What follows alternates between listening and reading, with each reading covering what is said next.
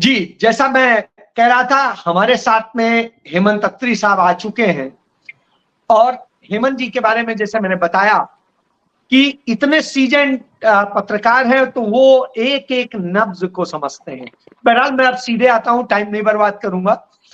मैं हेमंत जी, मैं चर्चा कर रहा था कि हरियाणा में जिस तरीके से आज 12 बजे है भारतीय जनता पार्टी की, वजह 12 बजने की एकमात्र है कि मुद्दों को लेकर के हरियाणा फंसा हुआ है। हरियाणा तमाम तरह की समस्याओं से जूझ रहा है, और 10 साल में हरियाणा के साथ जो हुआ है, उसने यह दिखा दिया है कि जो वायदे होते हैं वह पूरे करने की दिशा में शायद भारतीय जनता पार्टी सोचती नहीं, सिर्फ जुमले देती है। तो इसी पे शुरुआत करता हूं कि जुमले क्या देती है भारतीय जनता पार्टी, या क्या कुछ और है। ये जी देखिए अजय जी, धन्यवाद, आपने मुझे बुलाया, इसके लिए निमंत्रण दिया। माफ कीजिएगा, टेक्निकल प्रॉब्लम के कारण ये जुड़ नहीं पा रहा था मामला, वो नाम सेव नहीं था तो उखल नहीं पा रहा था, सॉरी। देखिए, जो 10 साल का हरियाणा में जो शासन है जी भारतीय जनता पार्टी का, अगर किसी भी पॉलिटिकल पार्टी को ये सबक लेना हो कि उसको क्या गलतियां नहीं करनी है, तो उसको मनोहर लाल खट्टर और नायब सिंह सैनी का 10 साल का कार्यकाल देख करके कि शासन कैसे नहीं किया जाना चाहिए, ये एक अदद केस स्टडी हो सकती है। पॉपुलर परसेप्शन, पॉपुलर मैंडेट के खिलाफ जाकर के अपने विम्स और फैंसीज के ऊपर जिस तरीके से स्टेट को हाँका है इन्होंने 10 साल तक, वो हरियाणा के इतिहास में भूतों न भविष्य है। आप तो ज्यादा जानते हैं मेरे से। ओवरऑल जो सिचुएशन आप देखेंगे कि जो कुछ कहकर आए थे और जो अगर नेट डिलीवरी की आप बात करेंगे, तो जो कुल जमा है 10 साल का, वो 0/सन्नाटा है। किसी एक मसले पर भारतीय जनता पार्टी इन 10 साल में कोई एक मसला ऐसा कह दे जिसकी उपलब्धि के नाम पर ये चुनाव में जा सके, एक भी। पूरा हरियाणा पोर्टल राज के नाम पर लाइनों में खड़ा कर दिया। आपको तो ध्यान है जिस तरीके से फैमिली पहचान पत्र, परिवार पहचान पत्र जिसको बोलते हैं, और प्रॉपर्टी आईडी, पूरा हरियाणा लाइनों में खड़ा है, कोई बचा ही नहीं। आपका मकान मेरे नाम चिट गया, कब क्या हो गया, अच्छा पता भी नहीं लगेगा आपको। जब आपका प्रॉपर्टी टैक्स का साल में आएगा, तब आपको पता लगेगा, ओहो ये तो मेरे नाम पे हेमंत अत्री का चढ़ा हुआ है।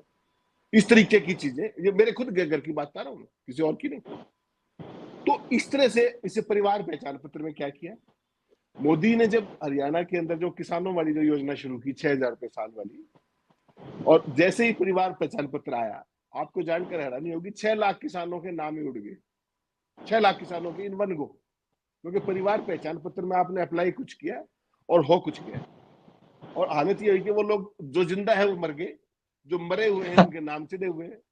वो सारे हरियाणा में वो कार्ड लिए घूम रहे कि साहब मैं तो जिंदा हूं, मेरी पेंशन क्यों काट दी, किसी की विधवा पेंशन काट दी। ये मनोहर लाल खट्टर के राज का 10 साल है। इसके अलावा आप किसी एक मुद्दे पर आ जाइए, हरियाणा जैसा प्रोग्रेसिव स्टेट, वहां हेमंत क्या। जी, मैं शुरुआत करता हूं इसी बात से। मुझे याद आता है कि 2016 में जब मैं हिंदुस्तान का संपादक था, तो उन दिनों मैंने मनोहर लाल का एक इंटरव्यू किया। उन्होंने कहा मेरी सरकार बगैर खर्ची पर्ची की, और हमारे यहाँ सारी भर्तियां ये होती हैं। लेकिन आज जब हम डेटा देखते हैं तो पता चलता है तमाम पेपर लीक हुए, तमाम क्या हुआ। इस पे थोड़ा प्रकाश डालें, क्योंकि इस पे आपने बेहतरीन काम किया है। और तमाम, चूंकि सूचना आयुक्त रहे आप, तो सूचनाएं भी आपके पास हमसे ज्यादा है।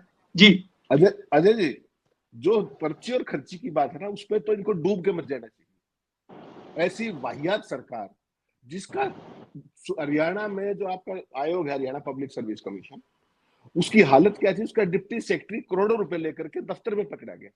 दफ्तर में वो कहां पे पेपर छुपवाता था, कहां पर वो सेटिंग करता था, कहां कहां पर उसने पैसे रखे थे, कहां वो रिकवरी करता था, किसी एक जगह की पुलिस ने कोई निशानदेही नहीं की।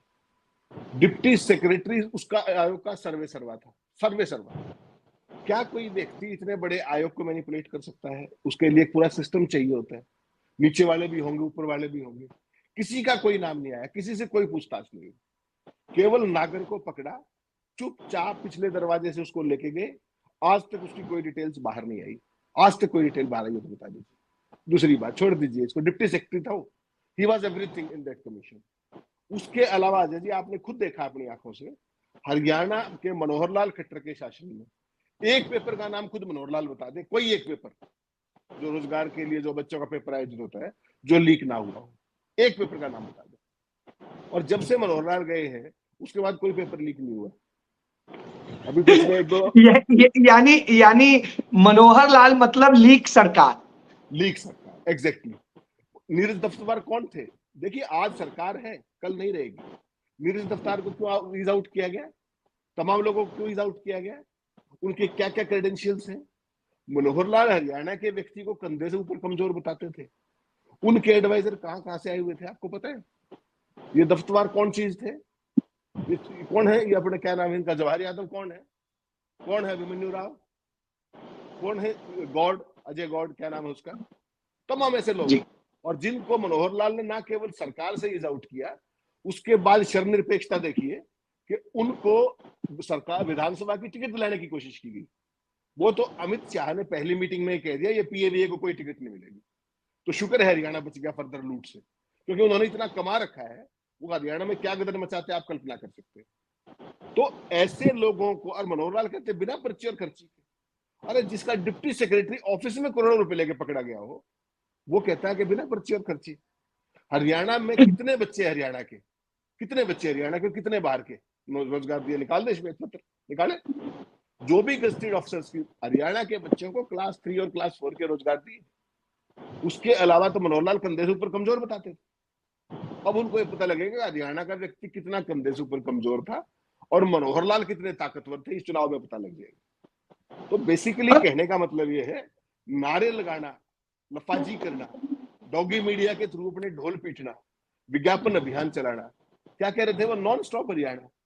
इन 10 सालों के अंदर Haryana is completely a full stop Haryana.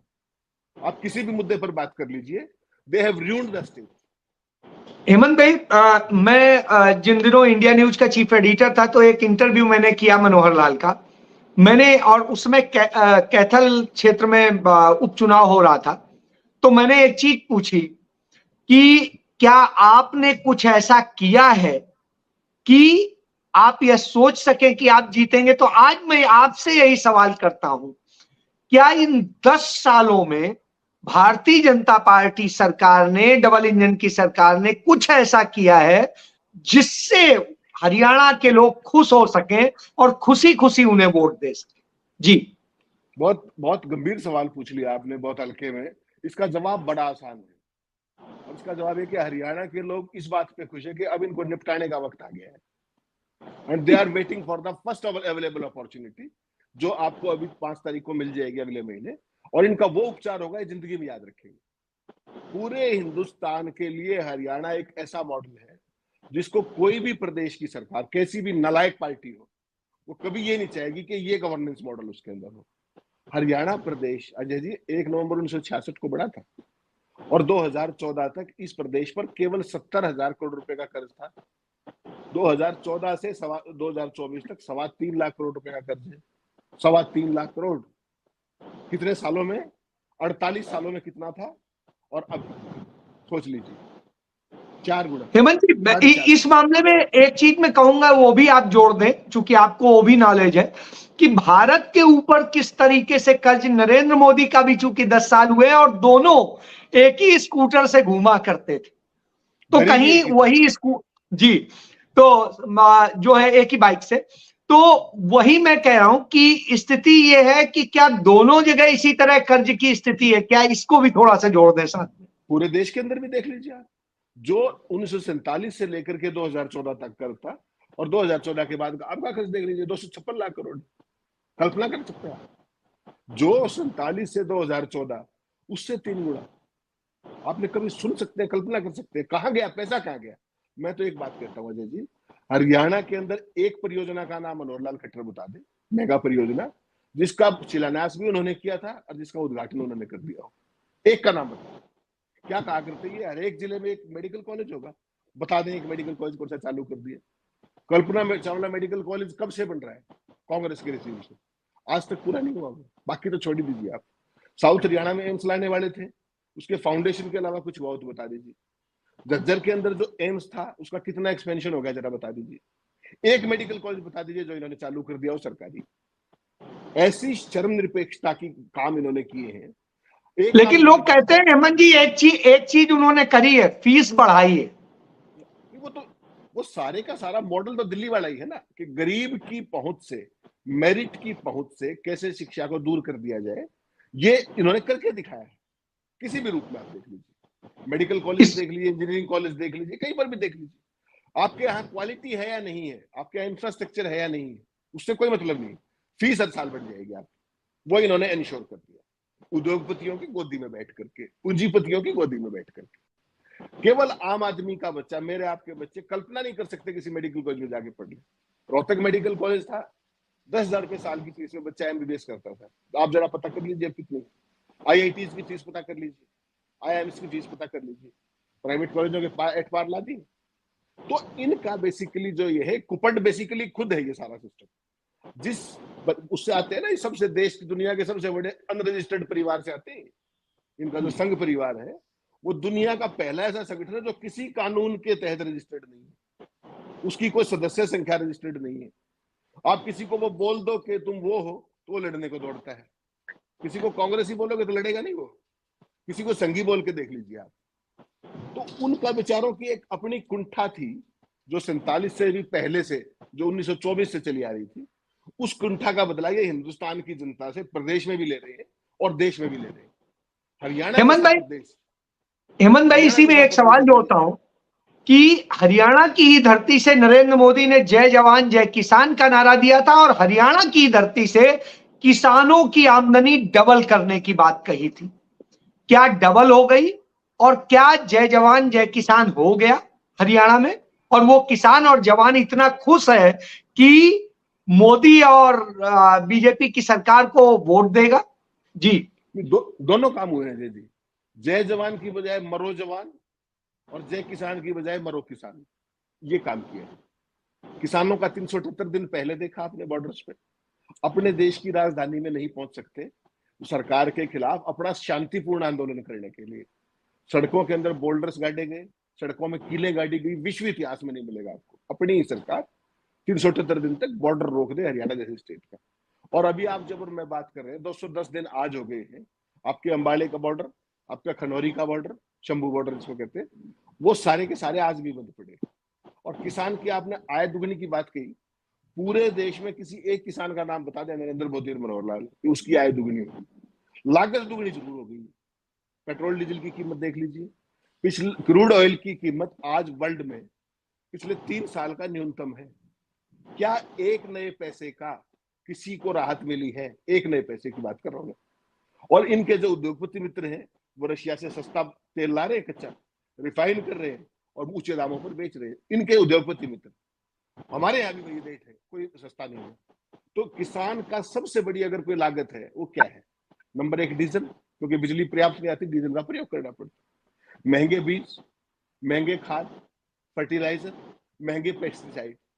और सबसे बड़ी बात कि आपको जो आपका जो न्यूनतम साझा मूल्य है, जिसको एमएसपी कहते हैं, उसकी कोई गारंटी नहीं। तो ये किया किसानों के साथ। जवानों की आपने बात कही, इस देश का जवान, हरियाणा प्रदेश छोटा सा प्रदेश है और हर 10वां सैनिक इस देश का हरियाणा से आता है, हर 10वां। उसका क्या किया आपने? उसको अग्निवीर बना दिया। वो 16 साल की जॉब करके आता था, आता उसको पेंशन मिलती, सारी फैसिलिटीज मिलती, कोई हादसा हो जाए तो शहादत और सारे परिवार का वो। इन्होंने उसको अग्निवीर बना दिया।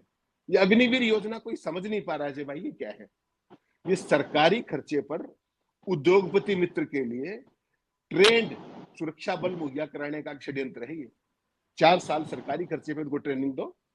4 साल में ट्रेनिंग पूरी नहीं होती। फौज का training is a ongoing process, you have to upgrade your skills every year. मेरे तो 2 भाई फौज में है, तो ट्रेनिंग कभी खत्म नहीं होती। और ये क्या करते हैं, 4 साल तक ये करेंगे, उसके बाद आप घर आ जाइए। वो क्यों कर रहे हैं समझिए इस बात को, आपके दर्शकों के लिए बता दूं। आज पहली बार उनको ट्रेनिंग दे दी गई फौज के खर्चे पर। आज की तारीख में जितने भी पोर्ट्स, एयरपोर्ट्स और ये हैं इंस्टॉलेशन है अडानी की, उन सब पर किसकी सिक्योरिटी है? सीआईएसएफ की, पैरामिलिट्री की। और वो करोड़ों अरबों रुपए में पड़ती है, क्योंकि उसके सारा खर्चा देना पड़ता है। इनका गेम क्या है कि 5-7 साल के अंदर ये जो अग्निवीर आएंगे, इनको वहां भर्ती करें, सरकारी खर्चे में ट्रेंड लोग ही, और इनको 10-10 हजार रुपए का बढ़ा दिया जाएगा। इसको देश का युवा नहीं समझ रहा। ये बहुत बड़ा षड्यंत्र है। अग्निवीर तो बेचारा बॉर्डर पे जो 4 साल के ठेके पे कौन मरने जाएगा भाई, क्यों जाएगा? And that is a semi trend और अनट्रेंड पार्टी। तो ये जो जवान और किसान की जो आपने बात की, ये जवान और किसान ही इनका हिसाब करेंगे इस बार इस चुनाव में। किसी स्टेट लोकसभा में देखा, किसी कंस्टिट्यूंसी में घुस सकते थे, अभी असेंबली में देखिएगा। हेमंत भाई, इसी में जोड़ूंगा कि अब भाजपा अपने घोषणा पत्रों में वायदा कर रही है, अभी जम्मू कश्मीर का इन्होंने लॉन्च कर दिया है कि हम वहां 5 लाख रोजगार देंगे। हमें और आपको दोनों लोग के याद होगा कि 2014 में भी नरेंद्र मोदी ने कुछ इसी तरह से कहा था। तो हरियाणा में कितना रोजगार दिया? हरियाणा में तो मुझे लगता है कि बच्चे बेरोजगार होंगे ही नहीं। ना एक भी नहीं है साहब, एक भी बेरोजगार नहीं बचा हरियाणा के अंदर। इन्होंने बेरोजगार ही खत्म करने का षड्यंत्र कर रखा है। आज अगर सीएमआई का डेटा देखेंगे आप लेटेस्ट, 37.4% बेरोजगारी है हरियाणा के अंदर। 2 लाख सरकारी पद खाली हैं साहब हरियाणा के अंदर, क्योंकि मैं तो रहा हूं वहां।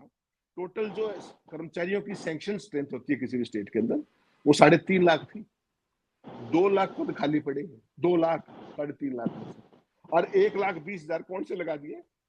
हरियाणा कौशल रोजगार विकास निगम, वो कर्मचारी लगा दिए। उनकी ना तो सोशल सिक्योरिटी है, ना किसी तरीके के सर्विस बेनिफिट्स है किसी भी तरीके के। और चुनाव की घोषणा हुई 16 तारीख को, 14 तारीख को नायब सिंह सैनी एक घोषणा पत्र में वो करते हैं, नोटिफिकेशन करते हैं कि इनको 58 साल तक हटाया नहीं जाएगा। वो आचार संहिता लग गई तो वो भी नहीं हो पाए। और वो जो बच्चे सिलेक्ट हुए हैं 1,20,000 जो किए गए हैं, ना तो उनका कोई सिलेक्शन क्राइटेरिया है, ना उसके अंदर आरक्षण का कोई चार्टर है। आपने किसी संघी का फोन कराया, किसी विधायक या मंत्री का फोन कराया और जाके ठेके पे आपने ज्वाइन कर लिया। आपकी सैलरी बनती है 60,000, आपको मिलते हैं 18,000। ये रोजगार दिया है। और इसका जवाब दे दे, मनोहर लाल आके बहस कर ले, नायब सिंह सैनी बहस कर ले, और इनका जो बड़े से बड़ा व्यक्ति, मोदी जी ने तो 2 करोड़ हर साल रोजगार दिए नहीं, आपको ध्यान नहीं? सवाल पूछ के दिखा दीजिए, किसी बीजेपी वाले से 2 करोड़ रोजगार का नाम लेके दिखा दीजिए, आप सिर पे आएगा आपको। काले धन का नाम लेके दिखा दीजिए, किसान आय दुगनी करने का दिखा दीजिए, स्मार्ट सिटी का दिखा दीजिए। हरियाणा में, हिंदुस्तान में सारे स्मार्ट सिटी चालू हो गए होंगे मेरे ख्याल 100 बनाने, उसका नाम नहीं लेते बेशरम लोग।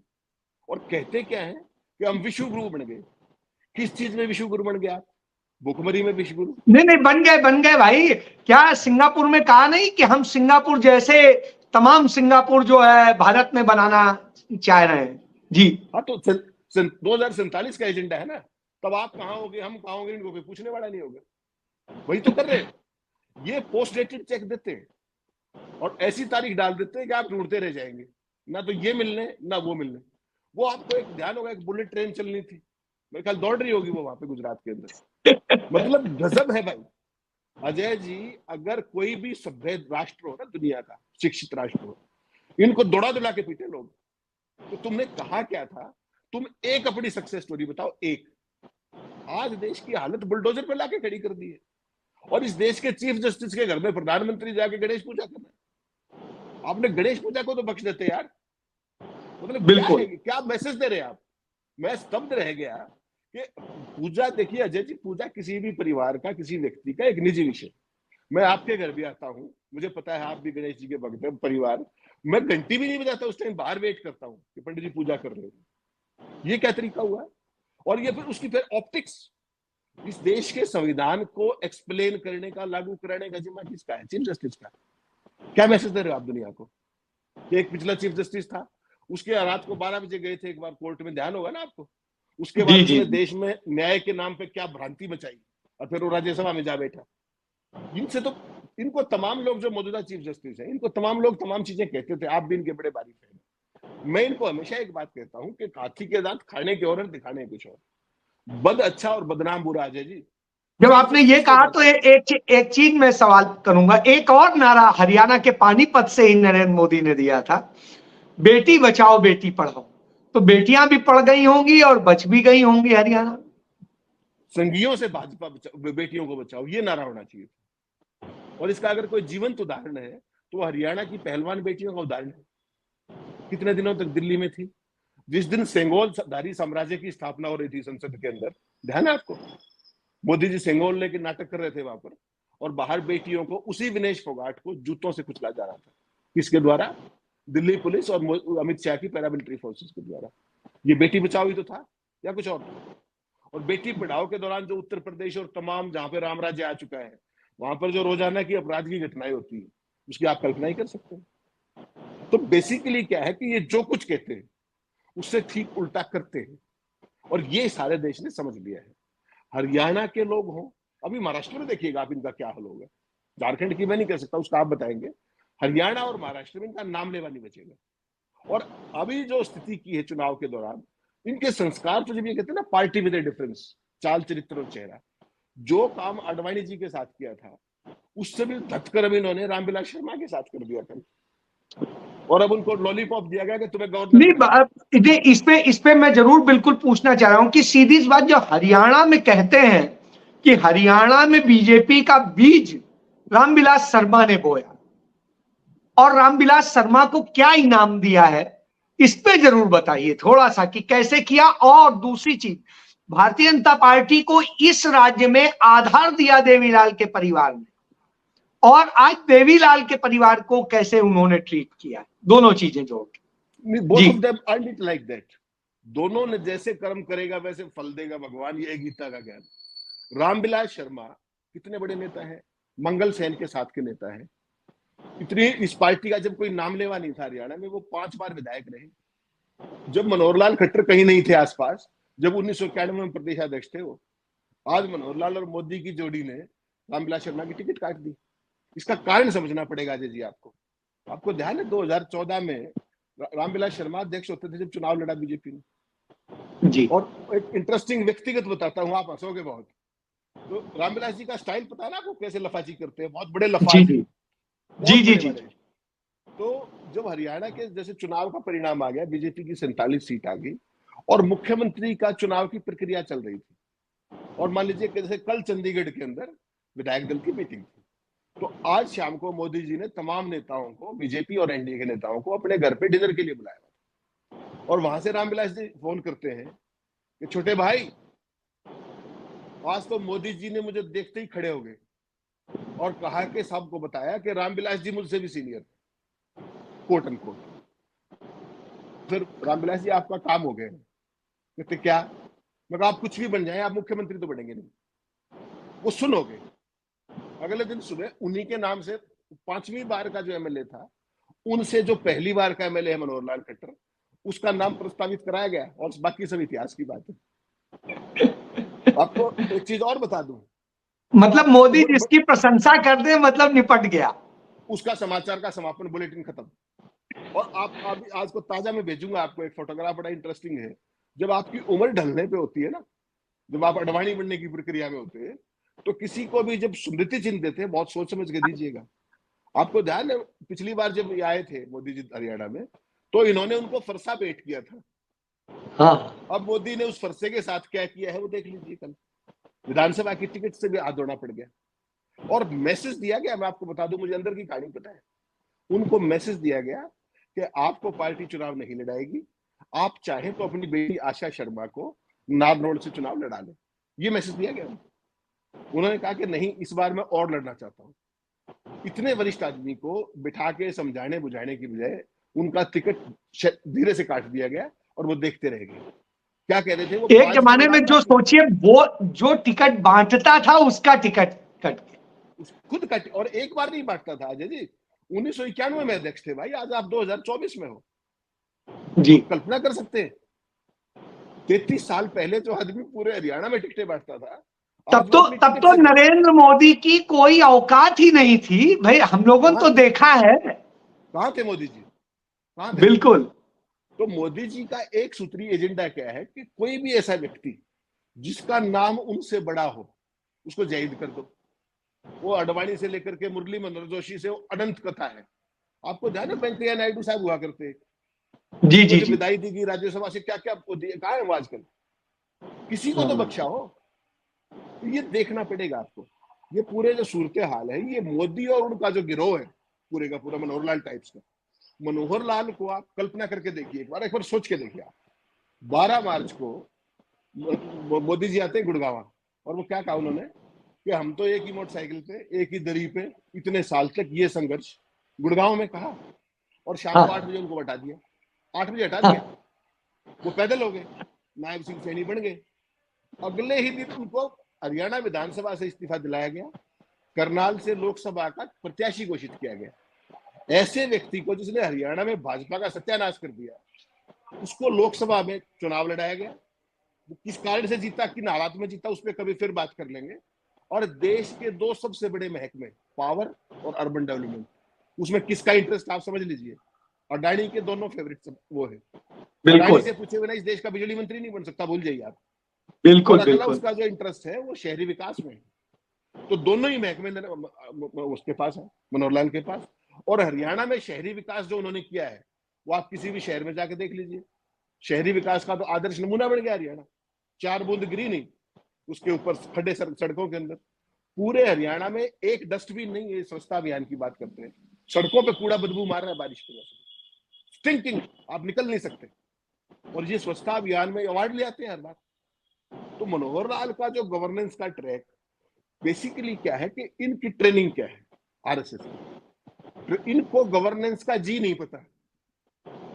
चलिए आखिरी सवाल आपसे करता हूं कि टिकट सारी लगभग सारी पार्टियों बट गई है, आज आखिरी दिन है, सबके नामांकन हो जाएंगे, और इन सब के बाद में जो माहौल बना है, जिस तरीके से मुद्दे हैं जिन पे हम सब बात कर रहे हैं, और इसके बाद में भारतीय जनता पार्टी में बगावत मची है, बाकी पार्टियों को ढूंढे प्रत्याशी नहीं मिल रहे हैं, कांग्रेस में हजारों की संख्या में आवेदक थे लेकिन अब मिलने तो 90 को ही थे। तो क्या जो कांग्रेस में इसका क्या निगेटिव या पॉजिटिव असर पड़ेगा, एक, और दूसरा विनेश फोगाट मोदी की, बीजेपी की, और या खट्टर या जिसकी भी कहें, उनकी डबल इंजन की सरकार की क्या बैंड बजाएंगी, 12 बजाएंगी जी? नहीं, उसका डिपेंड करेगा। देखिए अजय जी, वो विनेश फोगाट के हाथ में नहीं, उसका डिपेंड करेगा जो कांग्रेस पार्टी के रणनीतिकार हैं वो उनका कितना प्रयोग करते हैं, कहां कहां प्रयोग करते हैं। व्यक्तिगत तौर पे एज ए कम्युनिकेशन प्रोफेशन में मेरा मानना है कि हरियाणा के हर एक जिले में कम से कम उनका एक कार्यक्रम जरूर होना चाहिए, ताकि वो बेटियों के साथ और महिलाओं के साथ प्रत्यक्ष संवाद करके और आप बीती बता सके और उनको आगाह कर सके कि अगर इनको दोबारा सत्ता का चांस दे दिया तो हरियाणा की बहु बेटियों के साथ क्या होगा। उसके लिए उनको हर एक, अब समय थोड़ा है बेशक, लेकिन आपको पता है आजकल साधन की कोई दिक्कत नहीं है, लंबी चौड़ी छोटा सा स्टेट है, 22 जिले हैं। मुझे लगता है हर एक जिले में उनका कार्यक्रम जरूर किया जाना चाहिए ताकि इनकी पोल खुल सके, पहलवानों को लेकर के, यूथ को लेकर के और महिलाओं के प्रति नरेंद्र मोदी और मनोहर लाल खट्टर के रवैये को लेकर के। एक बात। दूसरी जो महत्वपूर्ण बात आपने पूछी कि इसका असर क्या होगा, देखिए आज अभी जब हम बात कर रहे हैं, अभी से ठीक 2 घंटे के बाद नामांकन बंद हो जाएंगे, समाप्त हो जाएंगे, और नामांकन के बाद एग्जैक्ट स्थिति क्या रहेगी चुनाव की, किस दिशा में जाएगा, क्योंकि अभी आप देख रहे हैं कई तरह की चीजें हैं। अभी बहुत सारे लोग अभी भी बगावत के रास्ते पे हैं। तो 3 बजे के बाद कौन कौन नॉमिनेशन भरता है, नहीं भरता है, वो सारा सूरत हाल आपके सामने आ जाएगा। और शाम तक अपन ये बात कर पाएंगे कि कहां पर क्या समीकरण बन रहे हैं, क्योंकि अभी वो बगावत जिसकी आप बात करें वो खत्म नहीं हुई है, वो सुलग रही है। और हरियाणा में तो पता है आपको, नॉमिनेशन भरने में 10 ही मिनट लगाते हैं, जाके तुरंत तैयार बैठे भाई कई दिन से, और बहुत ज्यादा गुस्सा और फ्रस्ट्रेशन है। तो 3 बजे तक एक बार ये सारे नामांकन आ जाए, उसके बाद एक सारी पिक्चर क्लियर होगी कि कौन कहां पर क्या गुल खिलाएगा। अभी तो बहुत सारे लोग चुनौती दे रहे हैं, चेतावनी दे रहे हैं, धमकी ही दे रहे हैं। एक बार वो पिक्चर सामने आ जाए तो हम और आप ज्यादा बेहतर पोजीशन में होंगे, दूध का दूध और पानी का पानी करके लोगों को दिखाने में कि देखिए ये स्थिति।